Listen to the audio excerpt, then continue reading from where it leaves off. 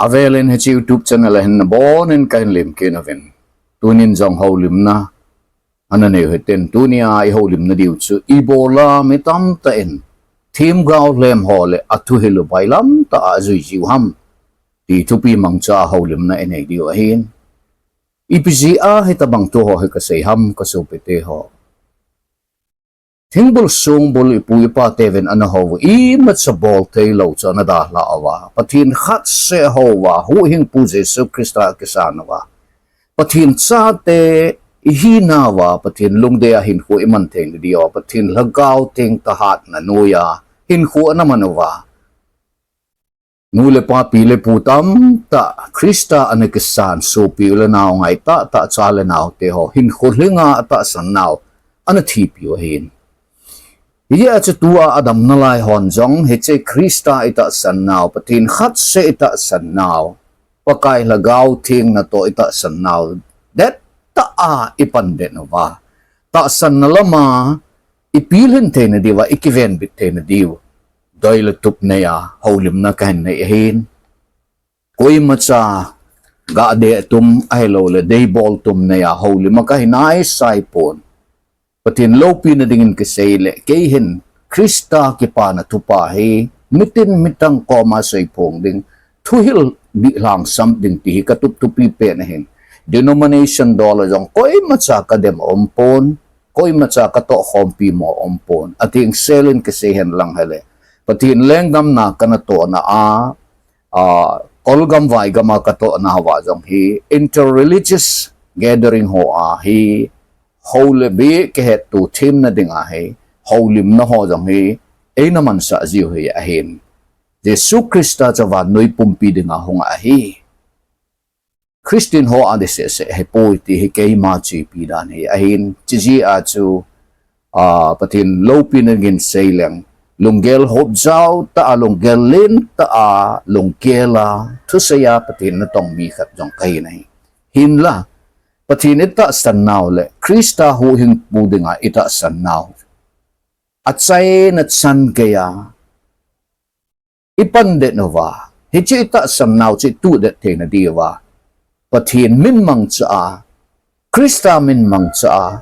tu hil di ako na ta san di ako na e kai mang te ti howa ko na ikiven te na diu hi kagel kho ji a che tabang to ai holim na kan nei he ipizia kanai ham tu lai hi social media khang ai ta ji a chu icha te ho ai lo wale ji cha te ho nu ipa te hon hechin lo he la social media thu ki sei tam ta apulang chi vena ai la patin tu le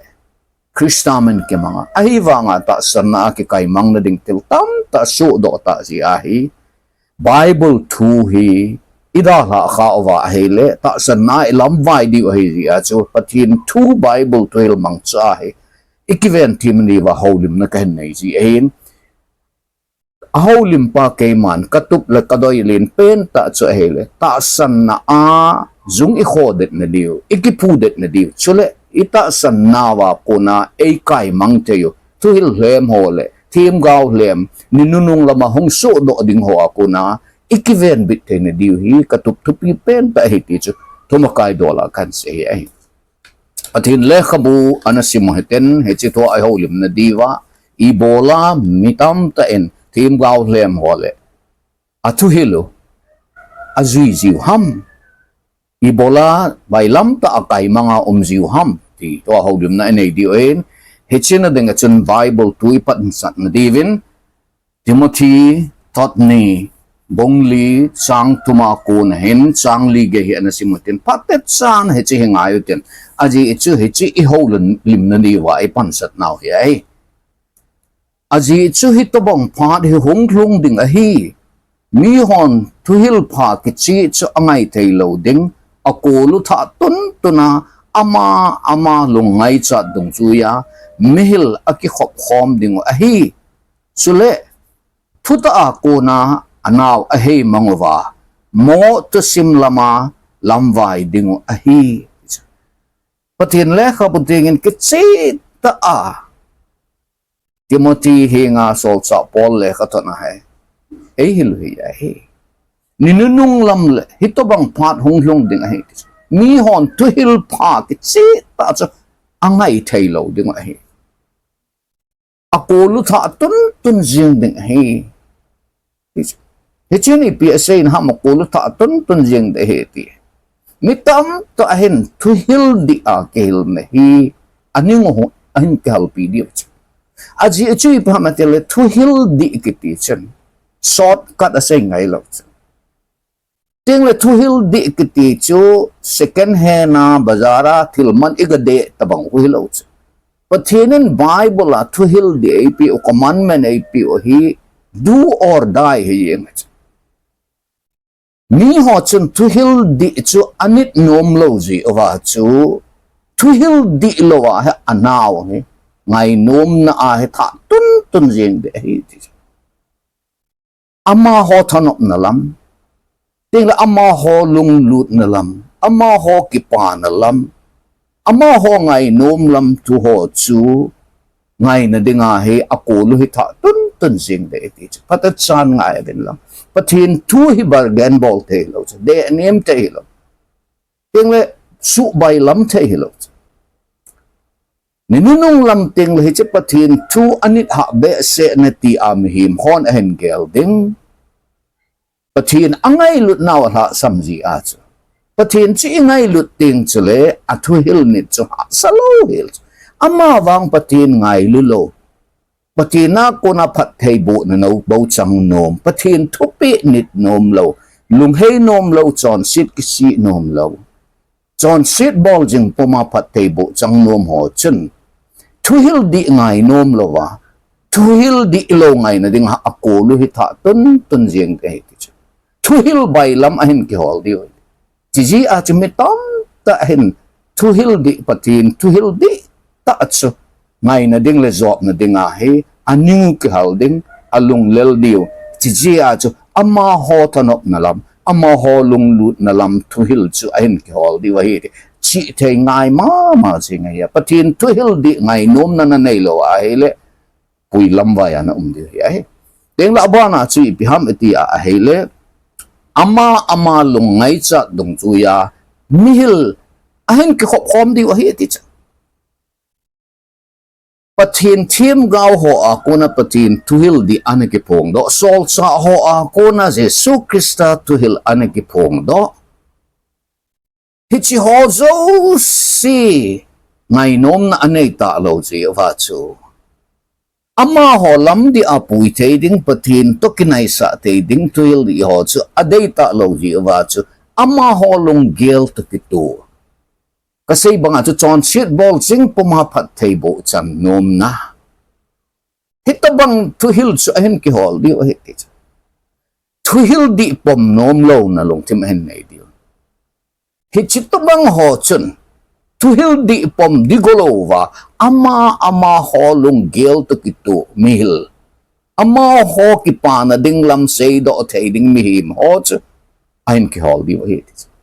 pathin lopi na dingin sailing crusade kem ho hen mi ho nei ko jiven speaker akipat ne la ting latin ka sei ji nei tu chunga hen nang hon dei sa ta nei ko hen ka kipai amma wang ke hi nang ho ngai nom sei dinga honga kai poi nang ho kipa na ding sei dinga honga kai poi nang ho dam tui na ding tudi sei dinga pathin tudi lang sam dinga ka hong a hi sol pan sol na tu say dinga kahong ahin nang ho ngai nom say dinga honga kai poi amma wang sol pan sol na tu hil di patin tu chu ka say chu thungai ta anangai le hichun na dam video he patet san ngai wen lang mehemen kan let ding kan to ding etile ingai nom hingai a kan to te hilo ta asada mo ho jing jong khon adu du ne hilo adu lo a kha cha ne ipisi ham dam ding day na ji chia chum himin dam ding e day ta be a hele e ma day to hil ki hol in ha kal say te to hil ho to ki hol ji chia chu mitam ta hen pathin thu hil di he ho pathin tu hil di a mi pui te ho a day lo diu ama lung gel to ki tu teachers mihil aki hol di wahi ji at danger to asu eng la abana pati le khabun ase chi piham ati a hele thuta a kona ana khangu a hei mangawa mo to sim lama lam vai di wahi ti pathin pathin thuta don talowa mo to sima holim na a longlu di wahi ti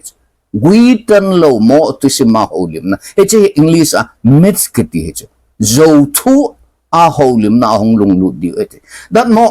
ta at tula ya patin le khabuteng ip ga pho ke wa hele mi him lung lu talo atam zo te ka na tu min hen sei ting le lung lu tu sei tam ta zong he patin tu di sei sanga chu te ka na tu ham mi nui zat na ding ham ai lo le midem na tu ham ai lo wa ai le vision kane mang kane patin tu ni tin ase ti sanga chu vision kane mang kane ti zo chi ngai nom zo ta chu patin nen ahu ala khom patin tu ngai nom sanga chu khat experience chi ngai nom zo ta patin tu a pilhin na dinga he kipui na dinga he mi khat experience he lo chu patin ama ta le athu a kipui dinga yai Paul and Krista Thengpel tu tailo tu dang e matsa song hi healing it. At to say atam zo ko veleu chun Damas kang ko pa ma chun patinin hitihin e ki hopi ati avela aselo pis. Aman asel hang sa pipen ta chu Jesu Krista cross nga atin ale atokit na ai. Mo to sim hom ke wa holim na phadaman chailo chu. Ama tabanga Israel te chon dan he umlo ho dan he umlo chu sol cha ma sa hol at say ding hi hen lang hele tu sim say ding ahawa how jeng tradition say di dong ahawa how chon dan say di dong ahawa how ahiwa nga amani cho zo si chung wu ma chu tu hildi je so Krista Thengpel tu tailo tu dang e ma cha so hi healing ni ho hem ipji a Themgao Lhem le atuhil di lo bailam ta pom jiu ham tuhil di ngai nom lo na nei jiu yai tuhil di ngai sanga pathin tuhil Bible tuhil ngai sanga chu mit zo thu a holim na ngai nom zo ta jiu wa chu pui Lamvaisah yom jiu yai pathin thuti ta a kona ke hei manga mit sim thu tuhila Lamvaisah na tam ta hong ding ai mi hon patin tuhil di ngai nom lo na nei di ai hi chi Themgao Lhem hon a hen man cha di ai mi hon angai nom to sim tu mang sim tu visions ki sim tu prophecy ki sim tu mi pi ho ngai nom na ding tu chu a hin hilowa patin thu ngai sang lo na hong ding ai pathin tu ngai sang lo na ahong ting le thuhil Lhem ngai sang na hong umach adi ten saying kata pathin thuhil ngai sang ho chu i ti a thuhil Lhem in akai mang thailo aji chu pathin thu to ki khen lo je wat pathin to a thu to ki khen phat le thuhil di lo thuhil Lhem hon ei pui Lamvaisah di ai chi a chi pathin le khabun ei sei piu chi pi ham eti a hele mitam ta thuhil di akona ke hei mangova tuhil di lo ngai na dinga zo tuhil ngai na dinga akolu tha tun yang ding ama ho lung lut na lama tuhil te ho bo a hin dei dio patin thu adop sang lo dio ama ho lung ngai cha ta ki tu a hil te ho en dop sang dio ting le tuhil di a ke hei mangova zo tu sim mit sim to sim to vision sim to prophecies o hen ngai nom di hi ti chi zia chu ikichi thei ngai abana ka hen sei jom na lai ding hi ibola mitam ta en Themgao Lhem hole athuhil hi bailam ta azui sing the ham mitam ta he akhat na Christian hi wanga pathin chang ka hi ati wanga pathin ata san na det lo chule pathin two ahead now rasam hi ai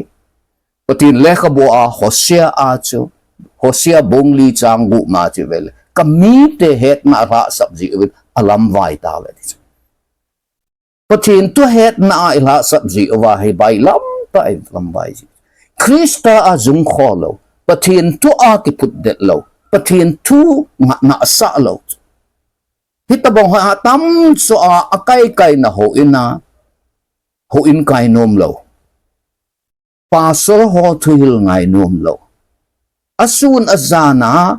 lagaw lama alam kai ding pastor ho dem jing ho hinom ipija ka say ham in sunga anu apa thungai lo chu gam hlai di mong pastor zo si lagaw mi kati nai lo pastor khat le ni chu lagaw mi lo na ve ahi wa nga pastor zo se chu ga condemn di jang lo chu ahi la gata hi mo di jang lo chu kasopi ko kanaw te ho kacha te ho pathin thu an alam kai thei ding ho na mu sit le I ti a na pilin lo di pathin ikilam kai sa dio ting le abana pathin thu a ikipu det dio pathin thu het na ingai sang wa pathin tu het na a elam kai the ho tu hil ingai di hui ai ipizia bai lam ta tu hil lem Themgao lem tu hil lem izui jiu ham mi hon azui jiu ham ta san na a akipu det lo jiu ta san a zung a kho det lo jiu pathin tu het na la sab jiu pathin het na la sam jiu ai mihim ajita ki ngai lu di ta chu koi machan ajita kai hen lo de pathin to phatet chan na ki gui zo ma ala koi machan na kai hen thai lo pathin thu a phatet chan na ki phu de na hele thu hil lem hon na kai mang lo hil ni zia het na la sam ji le pathin ta san na a det lo ji a ki pui chat vai na tam to ma hin chi si a cha na ta san na chu Krista azung no kho a pathin thu a nakipung voan nakipu det ding hi ti khat na se hi teng la ani na a ibola Themgao lem la thuilu in bailam ta ji jiu ham Themgao lem ho hin mi ngai nom se jiu mi ki pa na ding chihina bol le na dam thei ding hai chihina bol le na house ding hai chihina bol ala na inchen ding hai kaso piti ho pathin thu hi ta salama hau na ding le dam te na ding na kitil kho na ding ni athu pi pen hello pathin thu hin pathin to e kinai sa ding pathin tu hin lagaw so cha na e pi ding tu la ya mi pui nang mang tam ta prosperity gospel ta salama house na ding bawa mi atil kho hitabang pathin thu mang cho ho hen mi tam ta lagaw hin kho asu chat lai ta ipo Billy Graham hen pathin tu na lang sama chu DL modite hon pathin tu na lang sama chu mihim hi pathin nin an lima asiam hin amma wa mi min chon set ana bol ta ji chun e ho jong adam le evi chula a hevin chon set na khang mi te heve na lung he yun prodigal son chapawa mang pa tu pi thu kho ana ha se Krista ta sanding tu he na ha se Themgao le moen chon set lung he di tu sei talo Jesu Krista tinal thokit na tu dob sang talo mihim hota salama adam te na diu aphat na diu hichi hobo chu che piu ta ta salam zing lung na gela ta salam ngai chat tu pi pen ta na gela nakipapa na ding na kanop nop na ding chu tu pi pen na gel Themgao lem hon bailam ta chan sala ana pui mang de aji cha ma ho expert nahi pathin tudi de don lova amma hon hitin ke selemin ay support tente hitin ke sehen lang limin ngai no min ti hi Themgao lem ho expert na milung don lai ta le chance ala di milung kham lai ta le chance ala di ilha sampe ta hele mi se hi kita sang no ma na ha sampe ta le na pathin bele lang pathin thu chu simtang at tilo ahele nang ha sampe ta le vision gam tin na hol le ahele nama tha pai na ding min na sei pi ding chu nama gan thei pet ham ai lo le mi na pet ham ting chele chi Themgao le mon chan sala awa ka thu se hin ngai ya ahele ti anom na ngai lo wa ahele subsit na chan ding hai Themgao Lhem ho ki chep na chi pe mi ngai nom hi chi na ngai le na dam te ding hi chi na bol na house ding prosperity gospel ta sa apat sum na ding ta sa insen na ding nam khat he jong le nam chun patin lung holding hi patin na de lam di ta ki ti hello hi chi bol na ma tun do ding he ki a thing ten pate chan ngai lang se le patin le ka buting mang cha ka holim ai Jesus Christa nam khat leng gam tung do ding a hong hello patin leng gam tung do ding a hong ai so hallelujah nam khat leng gam tung do ding a hong hian lang hele Israel leng gam tun do ding a se ji hon a do awa chu atila akuna ator pakai itile Israel leng gam na kile do sa kit ding ham ati a jeshun indirectly a answer abola ibola tu chana Israel leng gam bo question na nei ham na chuma ba hagaw ting ahong kumting chile thahat nei na tin katuhet to sa na pandingo Jerusalem na paddio Judah kama Samaria leiset kol mong kaya nang ho say ji ho hay kay man ka say ji kalhen hi nation khat lenggam tung do ding aka ko na hipun kay ma lenggam tung do ding aka ko na hi na question chu wrong question hi pa Israel te ding lenggam tung do ding chu pathin khun a ma hi ama wang nang ho hay kay man pakai lenggam tung do ding aka say ji ding aka len ni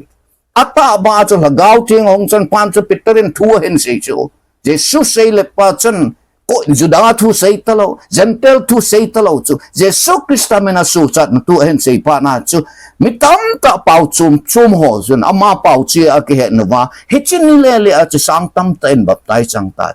Christa a hin na nei di ta ke ti chen phung khat a boi pilo ding nam khat a boi pilo ding lagaw ting dim set mi him ki ti chen pathin lagaw ting chang mi him ki ti chen athopi pena Christa lenggam tundo di sa boi piling ka so pete ho Jesu Christa apung anam anama hop khan the ai po Jesu Christa leng Jose leng pakai Jose pakai nam Jose pakai in ama lenggam na tong ho chen Jesu Christa lenggam bo oi pi di ai dihin ka sei ji nei Jesu Christa pathin hi mihim lenggam tung do dinga honga hepon mihim lenggam kitung do ho sumanga pakai lenggam tung do dinga honga hi amen chi a cha ama leisi na mihima hong pinga zat khat nam khat ding hilowa wa noi pom pi dinga ama hong pinga hong tia hong tho do ki ne yai chi a cha i gospel chu local to global hi ngai hallelujah ken jang tu lai ta jang he patin min lo pin se lang mi ka hela hapta si a he class kara a layman pastor ho atam zo he Arunachal Pradesh a hi ve student ho hi kahil ji English le Hindi a kahil ji yai phat si le ke jang ka ga chi si nei kahin khu he atam zo hi ei pau tholo hola a kana ke mancha ai kom som ni val hil hi ama hola apathin lengkam na kana to hi ai kalung thima tam zo jong adi ta sei dinga chu ei mi hola sanga ama hola a chu tu chan ge ya chenga hi je tu chan ge ya hai ama hola ana tong ding chu ei mi khat sa om lo ka student hola loi khat cha hele government officer loi police loi yok ama chu teacher loi yok ama chu ama ho chu Christian di ta pathin thu ka hilowa Krista lenggam tung do dinga kahil hi ai Jesu Krista pathin lakaw ting na to thupi pen ta chi pe matile pakai lenggam tun do chi hallelujah amen nang le ke jong Krista lagaw ting chu ichunga hong chu ting chele im burden ding lin pen ta chu pakai lenggam tun do ding chi ai si a sa Themgao len mo nangai nom a saying ahilowa ahelen na lung ngai chat lam to kitu a saying he chichu nang dinga mantha na he nangai nom lo hil pathin thu zo chu nangai thei ting le nang dinga dam na he ding la thum na a chu Themgao lem ho hen mel chin ahilo le vision prophecy ho he ha se yu ai chule ni a kichat sa ji ho jai chỉ nó bol lâu lệ bắt thì nên nó gọt đến hết thì anh ôm lâu cả thứ xây nó ngay lâu vạ hay lệ sắp xếp nó chân đến hết tất bằng cho mi agi sao tiếng của chile mi tam ta mi lung hom dom ho chân cái chat xịt na anh này gì vậy ta chứ Themgao Lhem ho hen vision kamui mang kamui thì say điều hết chỉ thu say chứ pathin thu sang thu pi zo a gel tiu tin la ka la la heti a say tiu hết chỉ vision kamu thu prophecy kamu nangai lo wa a hele pathin na god ding a hi ti ho ha say tiu ting chile milung hlom ho na pathin na an kinga lo ho chen hita banga chu kichat na nei chu kagul han lai hetan ki Themgao sa khat hena omen anung zui ya ki gel ho jong chen se su tabang lewa gel lo ai khat ve hi ka ki mutur ala ke jong kapin tha zo nung hi ta ji chu hang san ta ka pan ngam chu ang ho limin patin $2 nang tabang claim na bola pakai tok na kibang lewa claim na kibola nung zui po naga nei chdi lo he katil ka subsit din na him nei sam sen ka kichanai sai poi setan subsit na chu patinen a double a blessing a pi de hi patin cha te setan na subsit te lo nang subsit de ka kichapoi patin subsit de bo ka kicha de hi patina ko na e lamang te din ken ka kichapoi may dila e saltay ding bo ka kitsare may dil ka zat na dinga e hu hing te kapakay bo ka kitsare nang ho tabang tuhil di lo ho in kai nom lo koi ho mga om na hin ti jang kichi lo hoi ka ki chonai sai po ti pa na chana ma jang athin ka sei nom si pi ham mo kitsat ho ven pathin ki chon pathin thu sei ki son amma wang Themgao Lhem ho subsit ding ki cha ho Bible a jong ki sei cho Themgao Lhem ho Israel meter ana subsit na ba lungling lau gam ta ba chi pa na chu na ki subsit na chi kai man phat thei bo na ka hei do pi ding na he ti amen setan le sot tol le hon pathin cha te chu I ta bangin sam siong le hi chi ho chu gui lung lo ding pathin thu sei bo gui lung ding yai Themgao Lhem hon mi agi dio china bol lo le heti ding vi ka vision na ta san lo ka prophecy na ta san lo wa hele subsit na san de ti pathin ta san ding Jesu Krista ta san ding lagao thieng ta san ding Themgao Lhem ho ta san de he poi kicha hi oven na ki cha lo di he ti chu pathin le ka pathin athu sei yong ki cha ho na ti Israel te jong ka ala lep sat ba ya na siu chu milim sim tu ho pathin po na ta san ki wa na la lut kha ji Themgao Lhem ho po ya na ta san gut ko mum chu amma wang Themgao di ta ho chan hang san ta pang jiu chu bao Themgao ho ma sanga pathin Themgao pa chi I chan ge ya hang san ta ding ham hen chu chỉ a chu tu ni a he ka sei nom chu pathin ne ta san na ho Themgao Lhem ho ki cha thei mai ding ta san na ai poi hallelujah pathin hi hin pi ding a hin thi pi ding a hi hin na ding se pathin na ho wa a he le hi chu pandit na kham hi lo chu Shadrach Meshach Abednego te holoi Daniel te holoi chen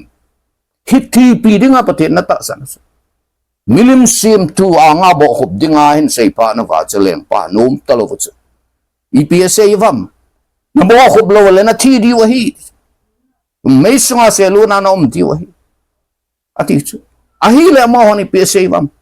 kabo khub lo hil di wahi amma ta kher kiti koi mat sa anga kabo khub lo di wahi kapatinen ei hu hing na vente ei hu hing hi jong leo ati ki ne ta cha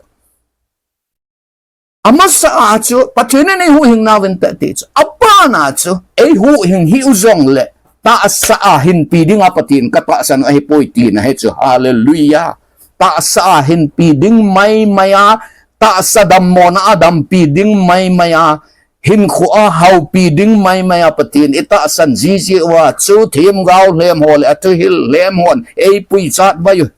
Oh, pathin ita chane la gao so cha na ding hechu ton short leng gama dinga cha lei shit leng gama dinga pathin ita san hilo pi chu lei shit hi khol jin naw gam hechu cheng den dingin ki go hi tawang na ta sa kata sa hi azoting le vui manga ding hita chu hi chi ita sa dingel na mai maya idam chen dingel na mai maya Themgao le mo le atu le mo chi na bol na dam ding ai ti ho mai maya chu hin khuê cái bùi đi với tao lâu pi cho, bất thiên hi cái hin pi đừng cái ta san, bất thiên lâu pi đừng in sen cái ken jong kal mat cái này,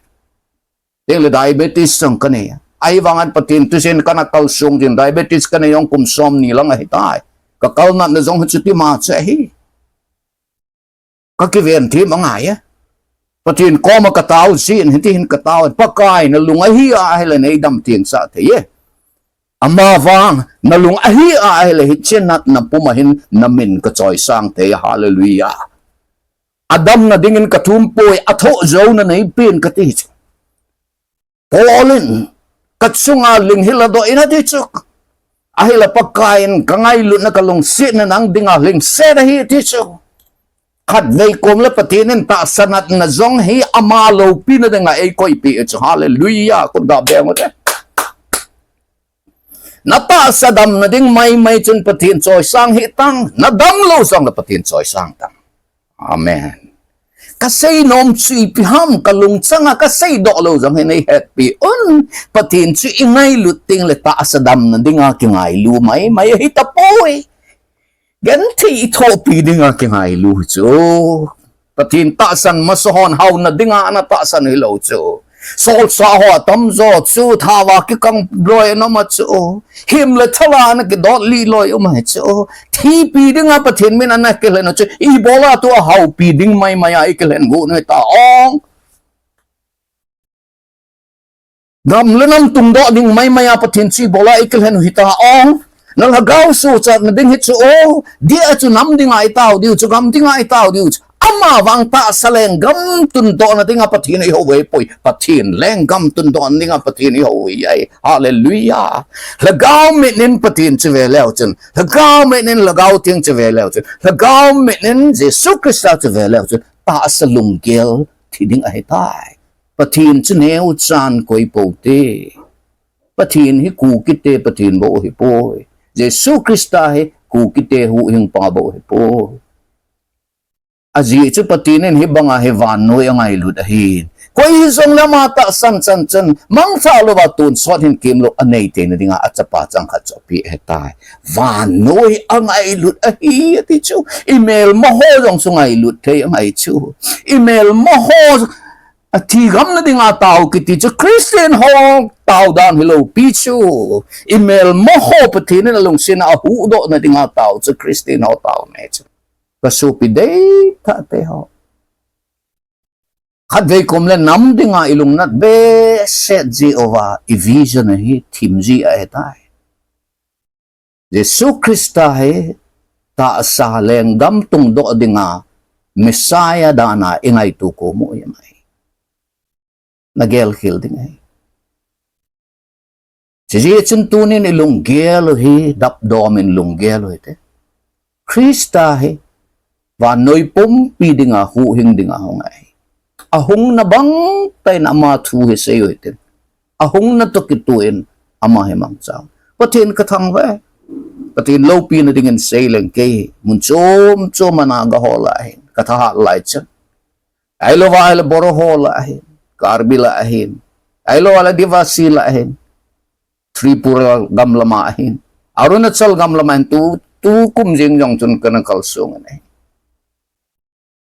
kana kalsungin paudang to namdang to hola la jang pathin tu kana lang sa ne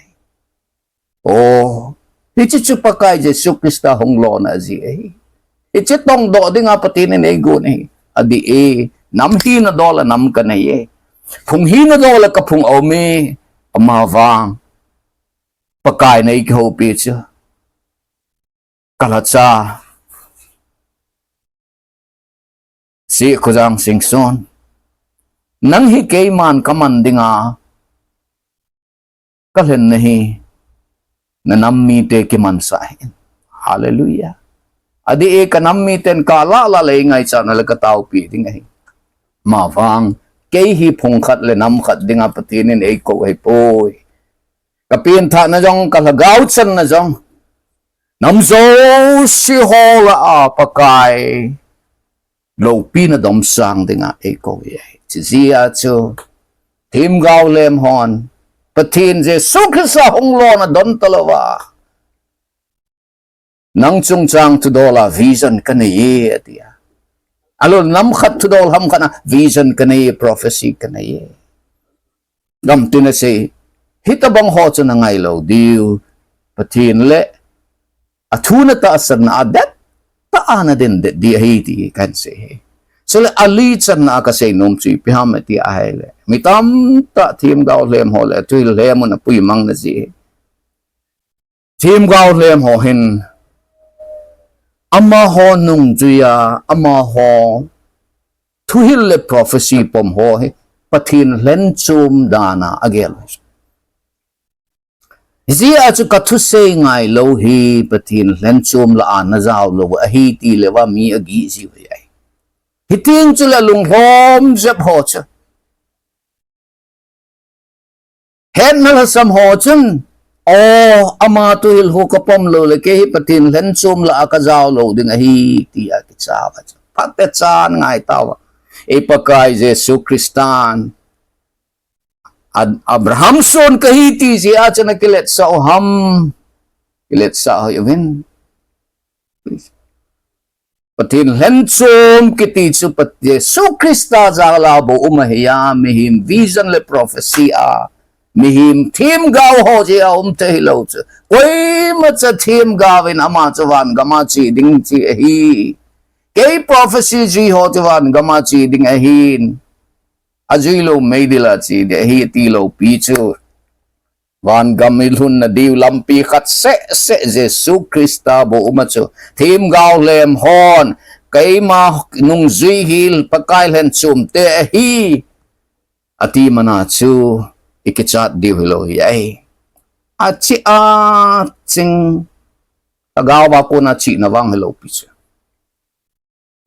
Themgao Lhem hon thu po ngovin tin hiche thu po nu chu hiche hi tu di ta patinin e het sa hi hiche hi na ju wa a hele patin na chung wa lung hlaiding patin len chum te na hi diu a hi koi ma cha nam hi patinin atuma alhen lo pi chu koi ma cha nam hi adei tuma patinin nang ho nam chu ka dei tuma hi ati lo pi chu patinin adei tum ho chu kai ham Jesu Krista a hin na nei ho cha dei tum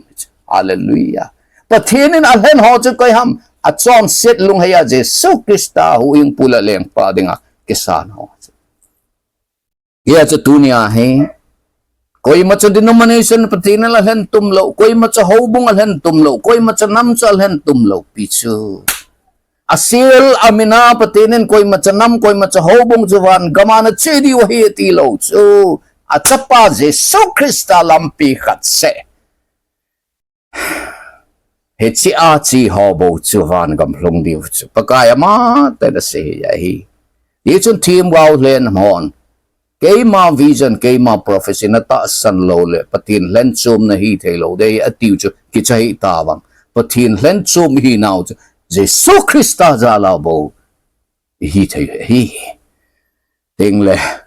atsai na aka sei nom chi piham itia hele angan a mitam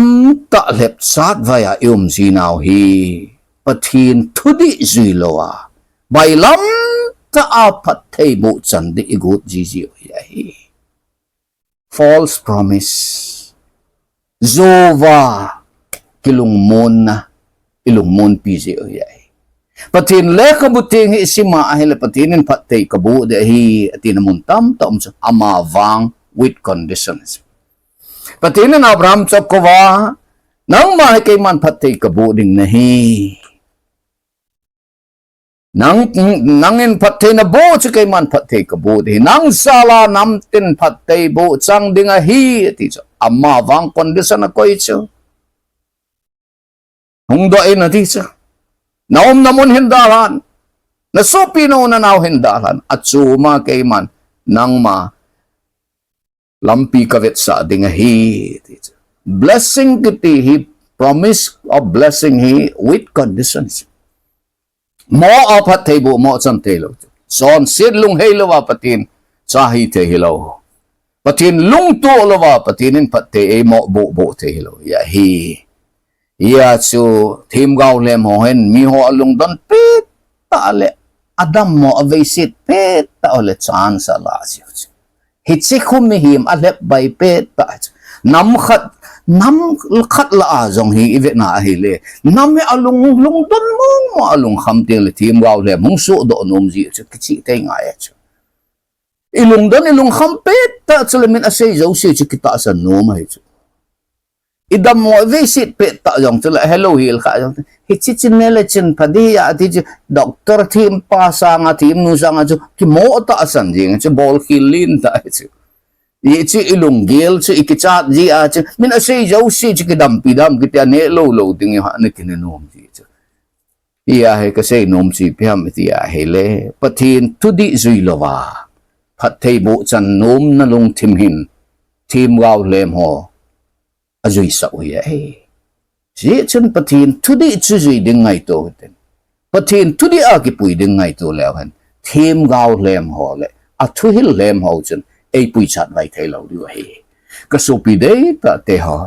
tu na kan katup tu pi pen ta cha pathin eta san naw he dat ta en di ta en ta san ten he cha chen dat ta en pang he chule ikhan to na diw le ikhan let na diw jang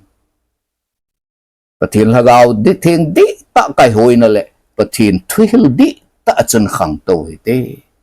pathin hagaw thing hi Jesu Krista ta ki kalhelo Jesu Krista thu het tu sa dinga honga pathin hagaw thing hi pathin thu ta ki kalhelo pathin hagaw thing chun mihim lung sunga na to te pathin thu di ngai sang na ane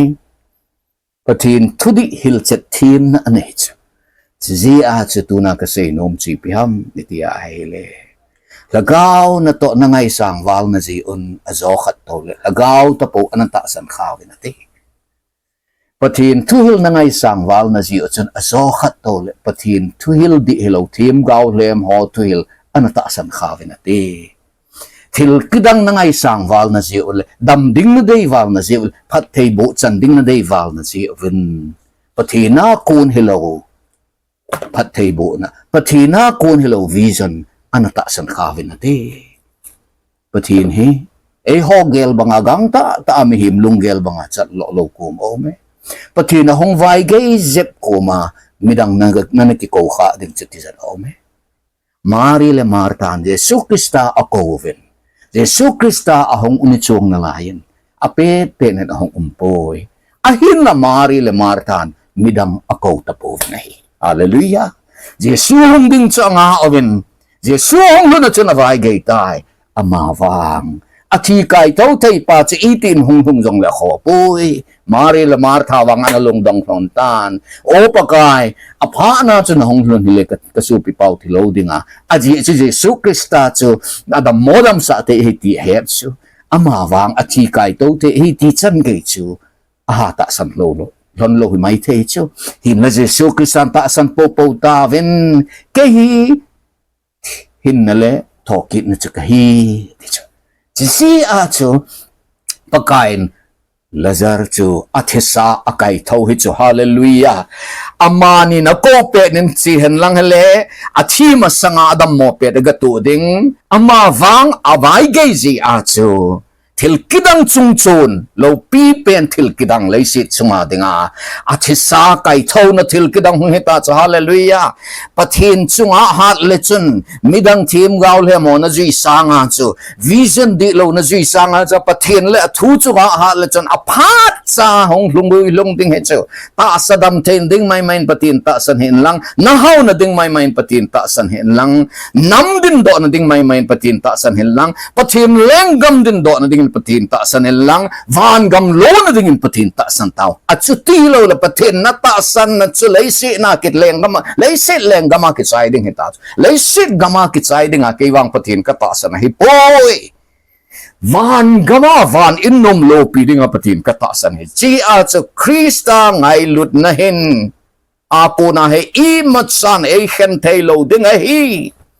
Krista ngai lut na hin gente ha sat na nat le sat gil dang san e khen lo ding a hi Krista ngai lut na hin tuhil Lhem tuhil di lo ta sapat som na ding ta sahaw na ding may e khen thei lo ding a hi ti a ita sa nawats ipandet o ngay ahi kasupi data te ho kaholim na pakay lagaw tingin kidang taana ato ay mansa salin patin katang ba nang honjong lunglut ta ataw na nay pumahi chiholim na hinangayule natasan na pudet na le Krista natasan nawa nakhanlit na diva naveng binhawa panding kakinapinahi tuna ay holim na hatsung ng pakay patinin patay bu pitawen. Amen. Hallelujah. Hingjing pakay namin katang bobe. Nalatsa hatlo tahin. O pakay say ding tam tom zong le tulay ta din mo ni kangay tuay. Nang mata san na kamite ho he Lamvaisah diyo kati sanay. Pakay nang makahovo hi kay mami mala kahaw piding may magkainsen piding may le. Ay lola kahaw piding le ta sa damona kadam piding may kahaw pon kanamuin nang mga kahaw hilaysit na he kanamuhi natundo na ding may hipoy hilaysit na hilaysit gam kanay na ding may wanang mga kahaw hipoy kanu kapatel kapi kapute wen sanom nena ta sa inchen low chen pat na ding zose Doi hopay la wa ta salama pat table it's an hamge na pat table te heavy amawang na pay mga wa lagaw so sa na te hipo etizi wa etsi pakay nang ma je so Krista nang ma na nakilano hi Kipui Lamvai te na ding ta salam pat som na kil na am tong so do tay kalhagawa ma thalo na dingin o kasupi ko kanaw te ho katukat sa ate ho si tasan na at say nigaya lesit hin ko adala ka siwa kita ta panjing tinidivin nang man naso nala sa hatlo ta nasumkon naman sa tunahin punto ahi pati na bupi di nga hitsi nga siya ihong ba kapag kay Jesu Kristo namin nakatuma ahi Amen Nabon saben hece tu nangai ho zau sin namun si ava pakai patinin patin bu tawen